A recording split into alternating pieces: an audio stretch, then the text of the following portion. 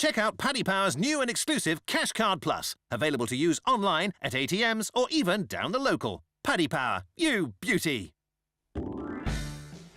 Hello and welcome to this week's Racing Post Football Postcast. I'm Ian Wilkerson and I'm joined by three of the best football betting brains in the business to talk about this weekend's football. My Racing Post Sport colleagues, Dan Charles and Mark Langdon, are here with me in Canary Wharf. And from Ireland, our good friend Ed Quigley is with us with Paddy Power.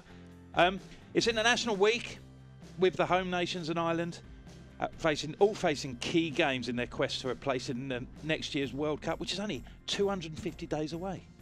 Are you, Charles? Are you ready for it? You up for the World Cup yet, Charlesy? Once the qualifying's out of the way, I think, yeah. I mean, England's group in particular has always looked like quite a soft one, really. So you kind of just wait to get through that and see how the draw pans out. I can't wait for the Panini stickers to come in the shops. I'm absolutely charged for it. I can't wait. They're massive games on Thursday and Friday, which we'll be analysing a little later on. And we'll also be finding out what the lads' best bets of the weekend are, and there'll also be a chance for you to win a free £25 or €25 bet with Paddy Power. Now, there's plenty of football on Thursday and Friday, but before that, we're 7 games in to the Premier League season. We're having a bit of a break this week, obviously, and it's a good opportunity, I think, to see how things are, how it's all going. And so we might as well start with the outright prices, Ed, if you've got them. Yeah, so currently it's Man City, as you'd expect, fives. They're 4-6. United are 13-5. Chelsea all the way out to 10-1 after last week's defeat. Then you have Tottenham at 12s, Liverpool and Arsenal at 33 since 500's bar then. Right, I'll start by asking all three of you the same question. 4-6 City, Charles, are you interested? Yes, I think I'm looking at the situation. I know there's only 7 games gone, but I have to say I'm struggling to see who's going to finish above City. I know they had this fast start last season and it all fell apart, but to me they just look such a superior side now. The Chelsea game in particular, I was going into that thinking, Chelsea have picked up here, they could be genuine challengers, and the ease with which they won that game, although it was 1-0, I thought the score flattered Chelsea really. And when you think City are missing 3 first-choice players, Company out, Aguero out, Mendy out as well, and you wouldn't have really noticed, any difference at all. I thought they made Chelsea look very ordinary. And this is a Chelsea side that in the week had looked very impressive themselves when they won at Atletico. Another reason I like City is just looking at the competition. Man United are the side up there with them, but their start has been so soft at the moment. I mean, I think they've played. All the teams they played have been in the bottom or in the current bottom half of the table. I just feel that once the tougher games they play, I think we're yet to see how well United are going to fare. Pogba being out long term, I think it's going to be a big miss as well when they play them big games. What do you think, Mark? Do you think City are going to fade away like they did last year? No, I don't think they will fade away. I mean, it seems to be built on a lot more solid foundations, I think, this time around. I mean, they did go to Old Trafford last year, putting a similar kind of performance to what they did against Chelsea when they absolutely destroyed United only by 1 goal, and then it went wrong. But, Ederson in goal looks a much better upgrade on the Bravo that we saw playing for City. I don't know what happened to him last season. He was horrendous. I mean, Walker's made a big improvement to them at right back as well. Stones was concentrated very well, and Otamendi looked strong as well. So you're struggling to find a weakness. They were bringing on, even despite those injuries, they're bringing on, Bernardo Silva and players like that, and and Kevin De Bruyne. I think he's showing everybody just how good he is. So I would be surprised, if City didn't win the league. I still wouldn't rule out maybe Chelsea. I mean, the price differential between Chelsea and Manchester United is quite an interesting one for me because Chelsea have had a lot of hard games so far. They've already been, nearly said to Tottenham, that they've been to Wembley. They've faced Tottenham away. They've played Arsenal. They've played City as well. And I do think that that they have done this without Eden Hazard for most of the season. They've had the injuries and suspensions elsewhere. So and we saw after the October international break last time, it's really when they kicked on. Now they've got. That the Champions League will take its toll on them, I suppose, this time around. But I wouldn't be surprised, if they were sort of closer to City maybe than what the price suggests in comparison to Manchester United, because I'm not sure about United at all, I have to say. I think United are working. We're going to have to wait and see, aren't we, until like Dan says, until they've played a better grade of opposition, perhaps. Ed, are punters filling their boots on City? Yeah, I suppose City's the selection that most people are tucking into now as well. Like, obviously, you'd have a large United following, throughout UK and Ireland and globally, obviously. But so they'd be backing them as well. Like I'd agree with both of the lads. Like, I suppose the only caveat is, and Dan touched on it. Like, I mean, I think they won 7 or 8 on the bounce last year, and they obviously didn't win it. But they do look. I suppose they look better this season, right? And even at half time, the last day against Chelsea, they were actually a shorter price than they were pre-match. Such was their dominance.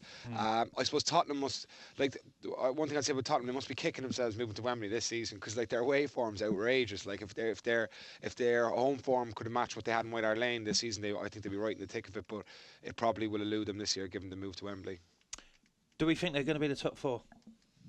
Tottenham, yeah. Do we think that's going to be the top 4, the 2 Manchester teams, Chelsea and Spurs, or are we looking at perhaps at Liverpool training on a bit? Arsenal not playing badly. They've recovered pretty well from that tonking they took at Anfield. Mark, what do you think?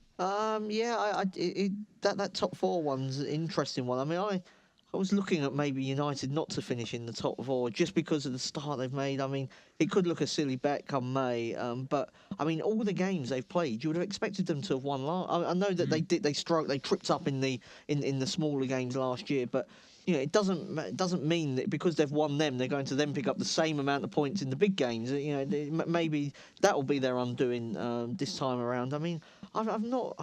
I mean, they score their goals in batches, usually towards the end of games when the opposition have been chasing it. But I mean, I would have expected them to have won every game that they've really played so far. I mean, let's wait and see about them. I mean, I think Spurs will be around the top 4. I mean, they're a very balanced team.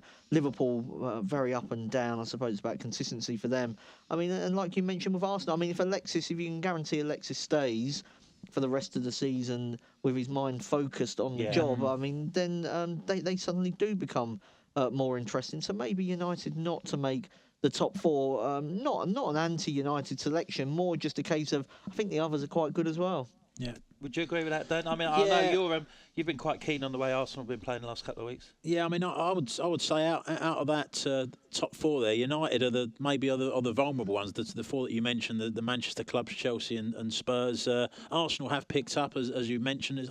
I think that if they do kick on from now, they'll look at that Chelsea game as kind of the moment when they realise, to play as a team. And given after that Liverpool performance when they were so shambolic, they did seem to discover a team ethic in that Chelsea game, with a better side. A bit like Chelsea having their epiphany when they went to Arsenal last year. That was the game that turned their season around. Exactly, but a lot of it again depends on. I mean, Özil at the moment's injured. Once you reintegrate Özil into the side in those big games, his lack of tracking back, are they good enough again defensively? So it could be a problem that rears its head again. They've not been good in these big games for a couple of seasons now, Arsenal. If their performances in those big matches is the same, they're going to struggle, I think, to break that top 4. I'd be surprised if we see Ozil making much of an impression now at Arsenal. Yeah, I think they want to get rid of him, don't they? I think.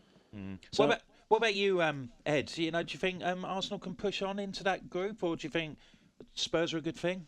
I'd probably be I don't know, at the prices anyway. I mean, United, City there 1-50, United are 1-14, Chelsea 1-3, Tottenham 4-6, Liverpool 6-5, Arsenal 7-4.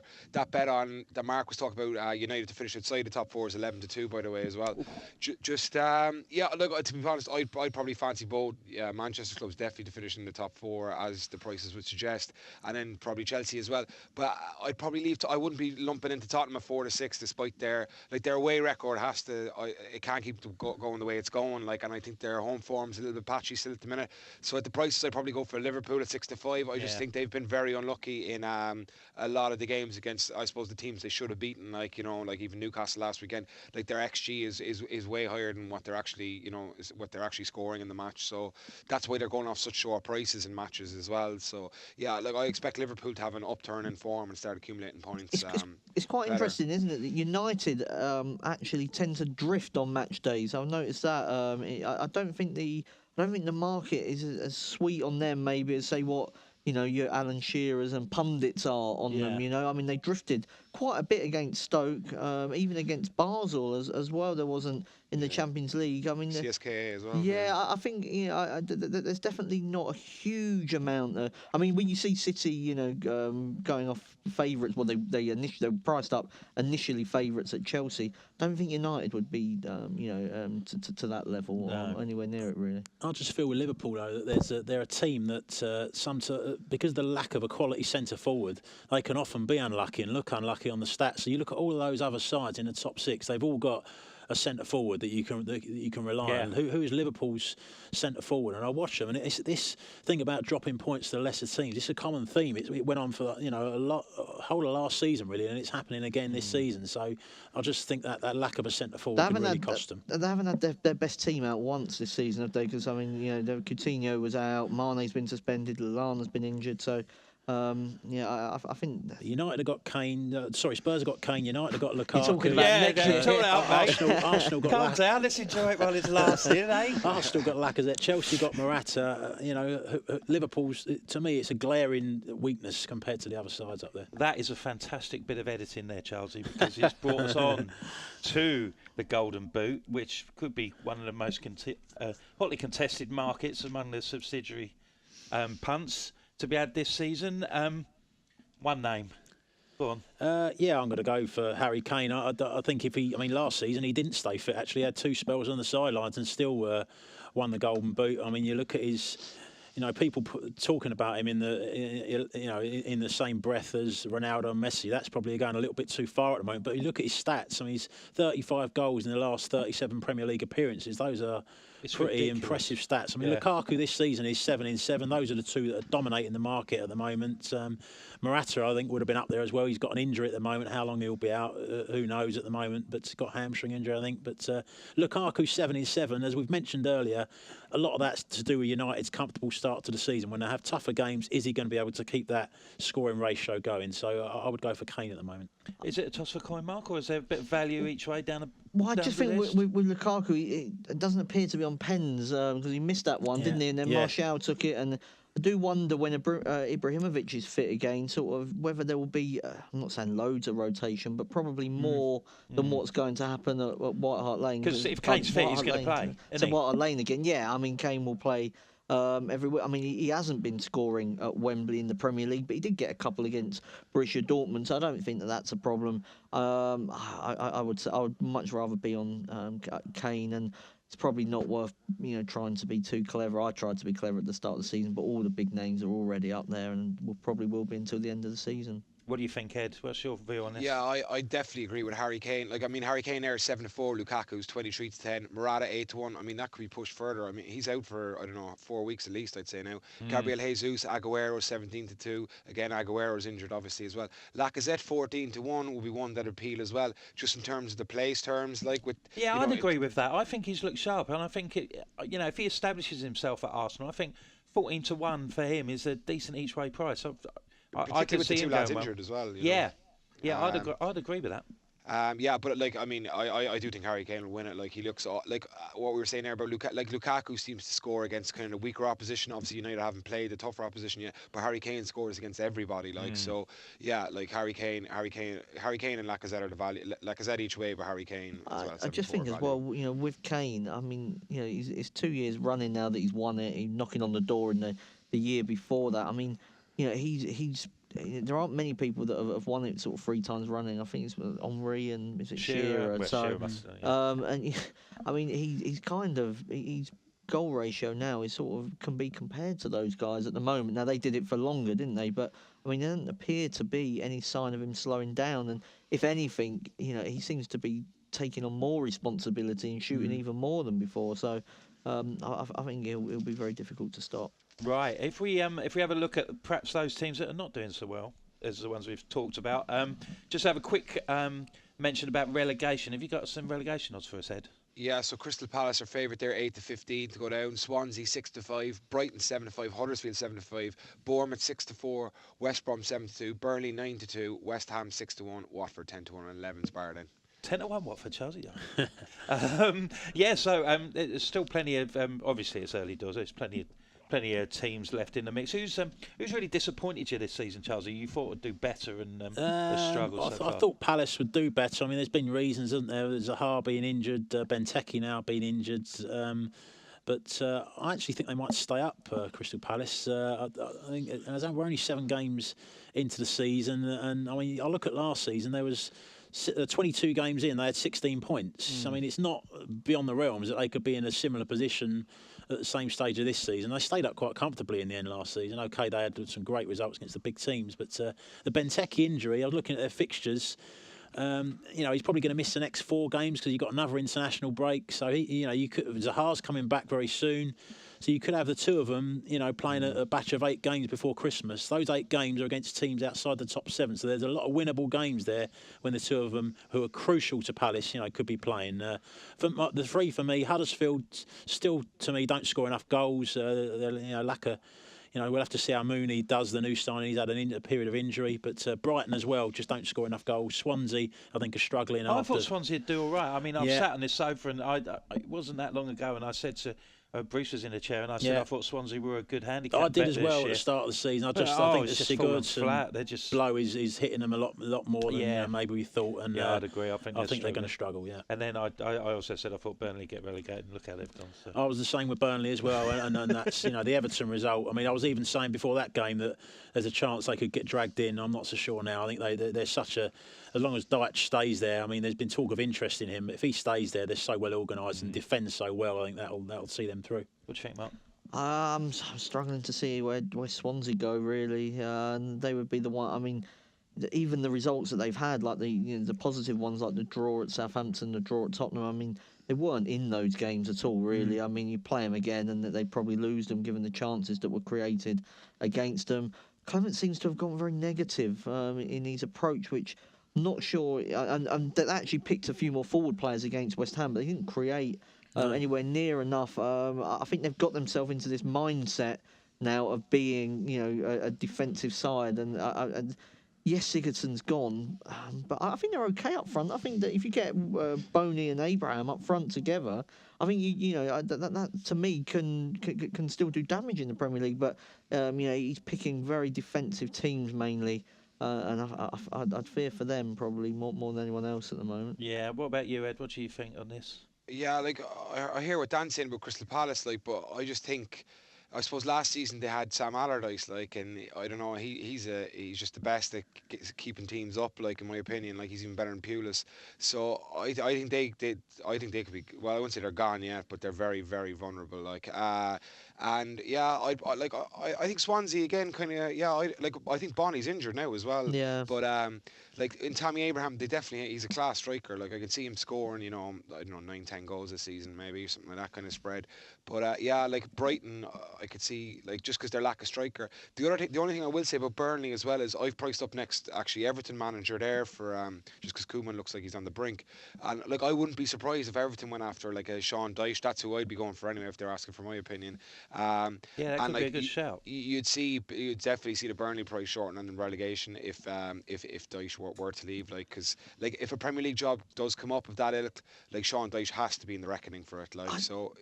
I just think with Burnley, I mean, I wouldn't rule out the relegation still. I mean, you've got that option, of course, of Dyche going. I mean, but their squad is so thin, and they've done brilliantly. Even when they came up, I mean, they must do very well on the sports science. To keep their players, it feels like the same 11 players every week. I mean, for a manager who sounds like he smokes 40 fags a day. It doesn't take that much, does it, to suddenly get 2 or 3 injuries? I mean, Crystal Palace, for instance, have got their injuries at the moment. What about if Tarkowski gets injured, or their subs bench doesn't look particularly strong? So that would be, that would still maybe they're just a concern stronger me. team and not relying so much on. Star players for one. But we saw when they made changes last year in the FA Cup, they went out to Lincoln. So lost to Leeds at home as well in the League Cup this year. They don't bat very deep. So yes, they've made a brilliant start away from home, but actually in games where they've been expected to win, they haven't been able to win them. So if you suddenly stop picking up points against the big teams, maybe that becomes a problem if you then can't beat your West Broms at home and Huddersfields at home. So at a price, I'd probably go for them. Right, okay. Hopefully there's plenty of pointers there for for you to get stuck into once the Premier League action gets going again. Now it's competition time. Every week we give listeners and viewers the chance to win a free £25 or €25 bet, courtesy of our sponsors, Paddy Power. Last week's winner was David Bullock from Stoke. Your free bet will be credited to your account. This week's question is, who scored the only goal in Manchester City's win over Chelsea last weekend? We managed not to give you the answer in our little chat, so that's quite good. Simply tweet your answer using hashtag Postcast to be in the real chance of winning. So that's the end of part one. We'll be taking a short break, and when we come back, we'll dive into Thursday's World Cup qualifiers. Check out Paddy's new VIPP Club. Get a £10 free bet every week when you place 5 bets of £10 or more. Max £10 bonus per person per week. Excludes shops. Selected odds. Conditions and exclusions apply. 18 plus. BeGambleAware.org. Welcome back to this week's Racing Post Football Postcast. I'm Ian Wilkerson. I'm joined by my Racing Post Sports Desk colleagues, Dan Charles and Mark Langdon, as well as Ed Quigley from Paddy Power. Let's get stuck into the internationals now, chaps. Thursday's matches. We'll start in Group F. It seems like a place to start, really. England can get it all done. They can book their seats on the plane if they beat Slovenia on Thursday. Can we have the prices for game, please, Ed? Yeah. So England are 1-3. The draw is 4-1, and Slovenia are 10-1. Do we think they're going to have any problems, Chelsea? I think they'll win. I don't think it will be a cakewalk because the Slovenia, Sreko Katanec, their manager, very experienced international manager, has done a good job with a lot of nations, and his teams are always very well organised. I mean, we saw they got a 0-0 draw against England in the reverse fixture as well. So I think they'll be tough to break down. Obviously, Dele Alli not available for England, but I do think England will get the job done. I mean, they're 1-3 to win the game. You're looking to really bump up that price. So I'm looking at the win to 0, really, 5-6. Slovenia don't score many goals. I mentioned their defence. They've only conceded 4. England have only conceded 3. You've got a change there. Phil Jones injured. John Stones coming in. As we've mentioned, John Stones is defending better than he has done in the past. Yeah. Slovenia this year, away from home, played away to Scotland and away to Slovakia. Didn't score in either game. Lost both 1-0. Lack of firepower as well. The top scorer in their squad is 10 goals, joint, and the centre-back, Boštjan Cesar, is a joint top scorer with 10 goals. That says everything you need to know, really. So England win 0 for me. So you won't expect too much attacking intent from the Slovenians? They probably will have to have a go at some stage because their position in the group, depending on the other result as well, when Scotland plays Slovakia, they might need to try and win the game at some stage against England, but they'll be keeping an eye on events at Hampden Park. Yes, they for the old radios. The radios in the stand. Even if they are pushing for the win, I still think they might struggle to score. Yeah, what do you think, Mark? Yeah, I mean, 18 of the last 20 have been under 2.5 Slovenia, so I'm not expecting it to be a goal fest. I mean, maybe something along the lines of, England and under 2.5 or England under 3.5 or I was looking maybe just England 2-0 as a way to go. I mean, Kevin Campbell, probably Slovenia's best outfield player. He's not in the squad. I thought you said Kevin Campbell then. Yeah, Kevin Campbell. Yeah, well, they could do with him up front. They haven't got much up front. Kevin Campbell's not in the squad due to a row with the manager over him prioritising his move to Leipzig in the last batch of international matches. Struggling to see where they score goals. I mean, including these, under 2.5. So you've got matches against San Marino and Malta in there. They've obviously got a very good goalkeeper in Oblak, who world-class keeper for Atletico, can keep the score down, I suppose. But yeah, England to win. A few of the markets I mentioned there, 2-0 might be the best way to go for correct scores. Just in terms of goal scorers, I suppose Raheem Sterling, if he starts, would be somebody I'd be looking at. I think he's playing very well for Manchester City at the moment and could get more freedom centrally, maybe with Dele Alli out. Yeah, that sounds like a good shout. What do you think, Ed? Do you fancy England to win comfortably? Yeah, I think the lads have covered pretty much all my points there. I think England will deal with this fine.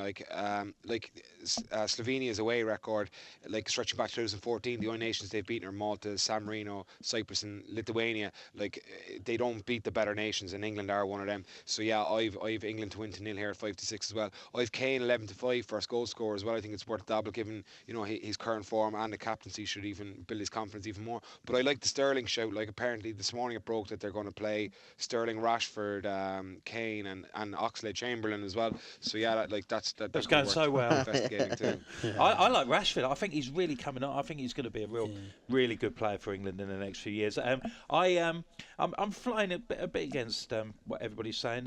I noted that England have scored at least twice in each of their last 13 home qualifiers. So I think 17-10 that they'll score 3 or more is worth a poke in this game.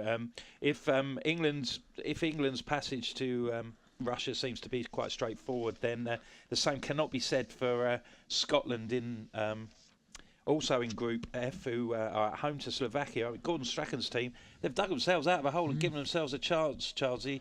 Is this the night that the dream ends? I think they might just keep it bubbling, actually. I mean, I look at them this year. I mean, as you mentioned, towards the end of last year, there was talk that Strachan was on his way out. They were not looking like getting anywhere near qualification. All of a sudden, 10 points in 12 games this year. I mean, could have been 12, and they're very close to beating England as well in Glasgow. They're looking at their performances. The first win they had against Slovenia, they really just dug it out near the end. But their performances are really starting to improve.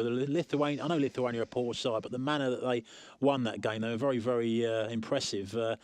They've got a striker in form as well. Griffiths is in form for club and country. 3 goals in the last 3 internationals, 2 goals in the last 2 starts for Celtic, and they're in big games as well. Celtic away to Rangers, he scored in that game. Away to Anderlecht in the Champions League, he scored in that game. So he's full of confidence. I don't know. I look at Slovakia away from home. I mean, they have lost away to England. You kind of expect that. Played okay in that game, but they got off to a cracking start. Sat on the lead, didn't they? And then England, really, you couldn't argue with a final score. Probably could have won by more in the end. But also lost away to Slovenia. And you look at that form, and they're missing Milan Skriniar as well, important holding midfield player who's suspended. So I just think Scotland here, given it's kind of a must-win game, I would just take them at the odds to win it. What about you, March? Think? I was looking at not a market that I go to much in international football, but both teams to score. Actually, I think Scotland.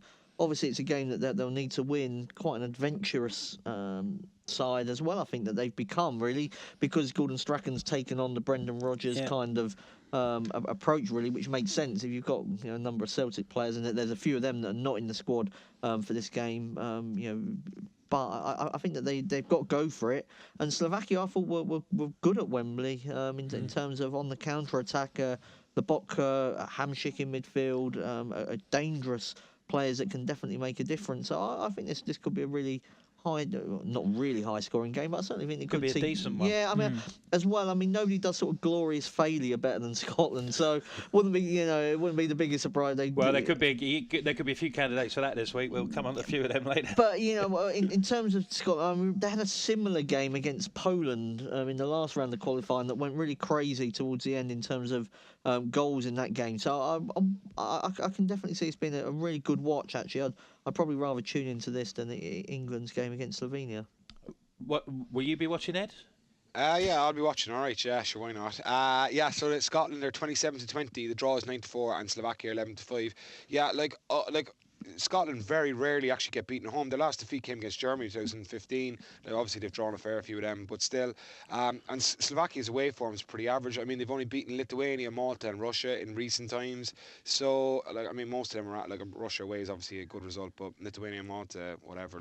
And Scotland have 5 Celtic players in their squad. So, and they have plenty of experience of high pressure games now at this stage. So, yeah, for me, I'd agree with Dan as well. I think.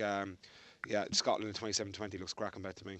Yeah, and I'm gonna give the visitors a sniff. Really, I mean, obviously we've all talked about Scotland's motivations, but Slovakia's are just as keen. They're the current occupants of second place in Group F, a point ahead of Scotland, and they beat them 3-0 earlier in the campaign. And I did think they gave England a bit. Like Mark said, I think they played quite well at Wembley and gave England a bit of a fright. So I wouldn't go mad, but. I'd give them a bit of a poke at 11-5. So the final game we're going to have a look at for Thursday is an intriguing one in Belfast, Northern Ireland, who've conceded just 2 goals in qualifying, playing Germany, who are virtually assured of their place in the finals. How do you pass that one up? It is 10-1 Northern Ireland, 9-2 to draw, and 2-7 Germany. 2-7 Germany. What are your thoughts on this, Dan? I look at the comments of the Northern Ireland manager, Michael O'Neill, who's done a fantastic job, and he's called the game a bonus game, and we've got nothing to lose. Now, that to me sort of like rings alarm bells to me, because he said that the players believe they can win, great, but you kind of think, are they going to depart from their usual tactics and have a right go here? And that's kind of the way he's talking. I think if they have a right go, I think they're going to get taken apart. Right going over. Yeah. I mean, the game in Hanover, it was kind of damage limitation, but Germany have just started fast, got two goals up in 20 minutes, and then coasted through the game. So apart from that, Northern Ireland have done fantastic in what has to be said is a weak group, but they have done everything they need to do. And I just think Germany, they've got a few players out injured, but they've still got a lot of firepower. I mean, we saw them perform well at the Confederations Cup with a second-string squad. They're the joint top scorers in qualifying. I think they finished 35 goals, same as Belgium. I just think they're going to coast to victory here, and I think they'll, as happened in Hanover, they might do the hard work early. So I looked at the Germany, half-time, full-time, 5-6. Half-time, full-time at 5-6. Langer. Yeah, I've got that down as well. I mean, in all 8 qualifiers so far, Germany have been ahead at the break and at the full-time whistle. That 1-0 at the European Championship that Germany beat Northern Ireland was harrowing for me. I backed some -1, I think, on the handicap that day, and I mean Germany could have won by 10. Never mind one. 9-1 shots on target, 14-0 shots off target, 79% possession. It was just an amazing performance, really, from Northern Ireland's goalkeeper, if I remember rightly, to keep it at 1. As it was 2-0 and easy in the reverse fixture. I mean, it's all well and good saying, Northern Ireland have only conceded 2 goals in qualifying. Those 2 goals came in against Germany. I mean, if they played Germany every week, they wouldn't have conceded only 2 goals. And, I mean, Germany are just blitzing teams in terms of their attacking threat is just unbelievable. Even if without Timo Werner, you've got Draxler and Muller and people like that not even guaranteed starts. And so I think what happens is, when they do play, everybody's so determined to try and get their way a place in the team. So, I just can't see Northern Ireland. Northern Ireland have had some amazing results at Windsor Park over the years, and are going great guns. But I think they need one more point, don't they, to be certain. I think it may have to come elsewhere. Ed, what are your views on this one? Yeah, I've just a small bit of an angle in here. So both Evans brothers, Davis, Norwood, Dallas, and McGuinness they're all 1 yellow card away from suspension, and they will more than likely they might need to get something out of the Norway game just to confirm the best 8 second place spot, and also Hughes and Cathcart are out as well. So given Northern Ireland's defensive issues, and they'll be trying to avoid accumulating any yellows, I think tackles might be a little bit more tentative from the Northern Irish side. So I expect Germany to slice through them. 8-30 or over 2.5 goals, 8-13 looks cracking bet. And also the card index as well. I think under 10 points in the first half card index at 17-10, and then you've also got under 30 points in the whole game as well at 5-4. So that's 10 for a yellow and 25 for a red, yeah. Exactly, yeah. And then you've also, I guess, with Werner out, Lars Stindl may start anyway. And he impressed during the summer for me in the Confed Cup. He's 3 goals in 7 games. He wouldn't even played all the full 90 minutes in those 7 games. So yeah, he could be worth a few quid as well. I think he's 92 first goal scorer there. Yeah, I'd agree with you with the overs. Northern Ireland, I know it's a massive step up in class for the teams that they usually play, but they have failed to score in just 2 of their last 17 matches in Belfast. I think Charles is right, they will go a bit gung-ho. And the overs, yeah, I think that's a cracking bet as well. So that's it for part 2. After this short break, we'll be looking at Friday's matches. Check out Paddy's new VIPP Club. Get a £10 free bet every week when you place 5 bets of £10 or more. Max £10 bonus per person per week. Excludes shops. Selected odds. Conditions and exclusions apply. 18+. BeGambleAware.org. Welcome back to this week's Racing Post Football Postcast. I'm Ian Wilkerson. I'm joined by my Racing Post sports colleagues, Mark Landon and Dan Charles, as well as Ed Quigley from Paddy Power. Now, we're moving on to Friday and 2 massive games. Massive games for Wales and Ireland in Group D. Now, it's all to play for in this one, isn't it? One of them's not going to make it by the look of it.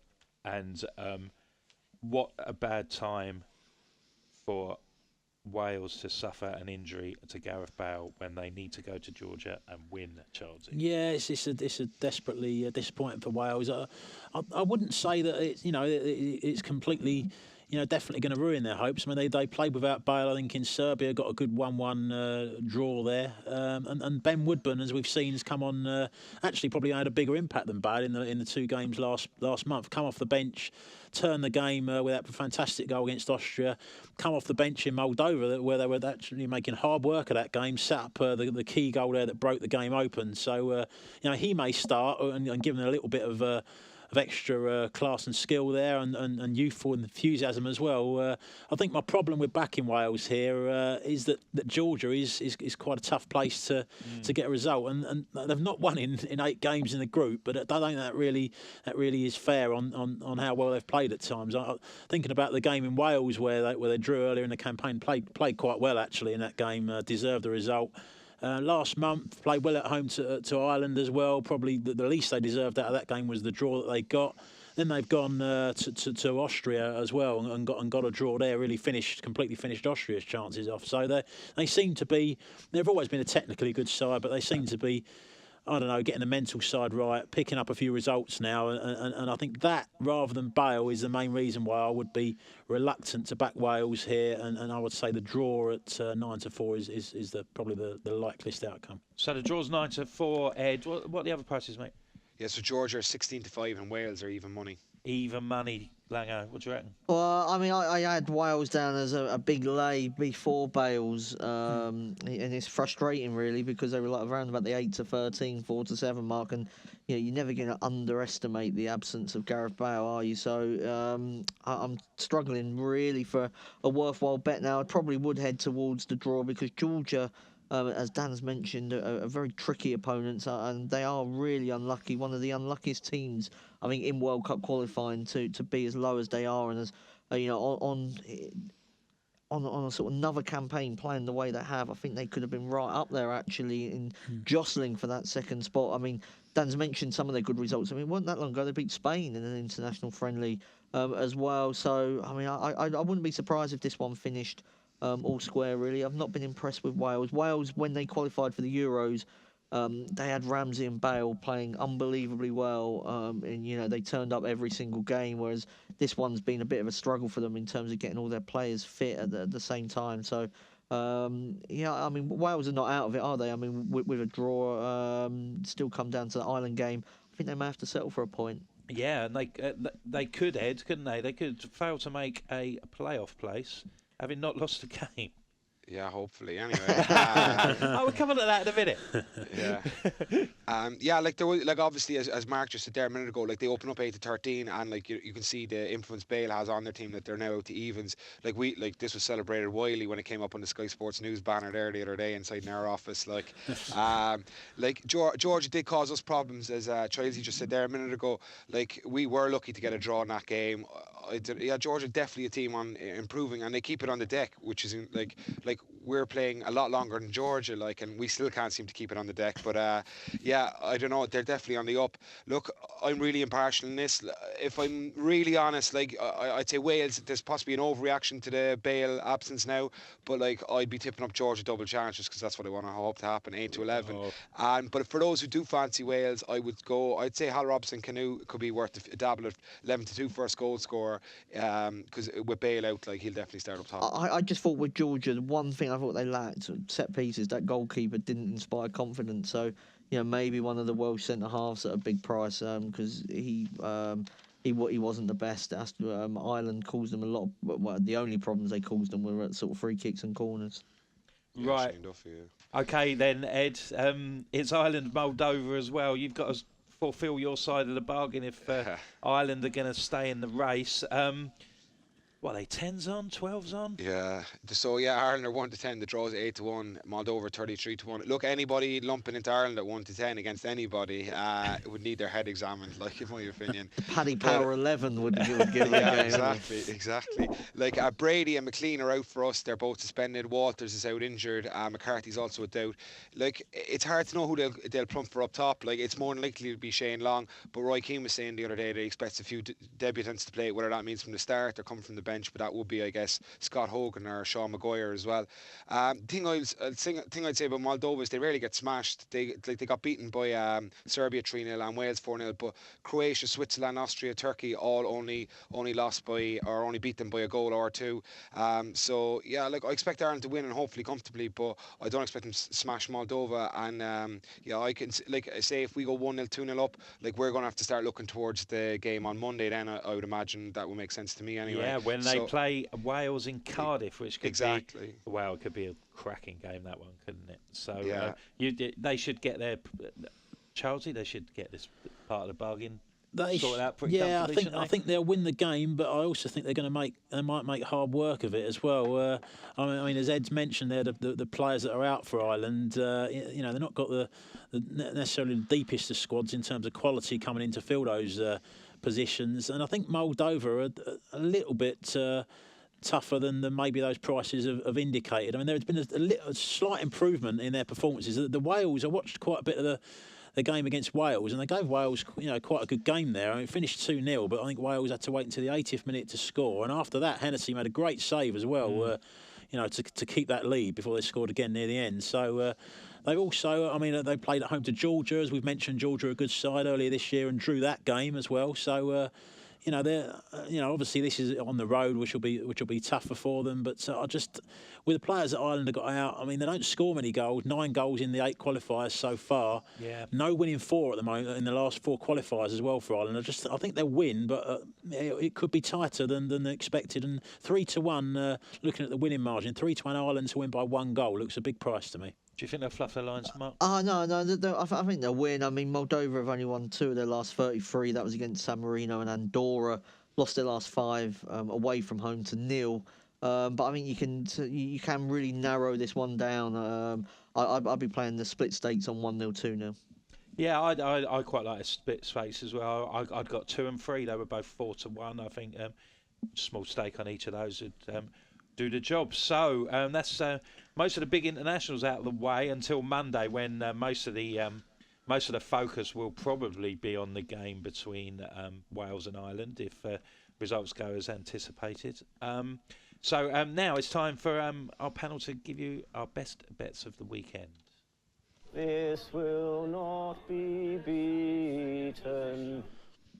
Well, Charlie, there's not much Football League action this Saturday, but I'm sure you've got a couple of pearls. At least one you could. The pick of the bunch, I think, is value-wise. Northampton at home to Bristol Rovers. Northampton are in the relegation zone at the moment, but they have improved performance-wise since Jimmy Floyd Hasselbank come in. Last 3 home games under Hasselbank, beat Doncaster 1-0, beat Portsmouth 3-1, lost at home to Bradford, who are right up the top, but played well in that game as well. Bristol Rovers, the big weakness for them is international break, so they're missing Ryan Sweeney, who's with the Ireland under-21s, a centre-back, and a centre-back and captain Tom Lockyer's with a Welsh squad. So the 2 first-choice centre-backs out for Bristol Rovers.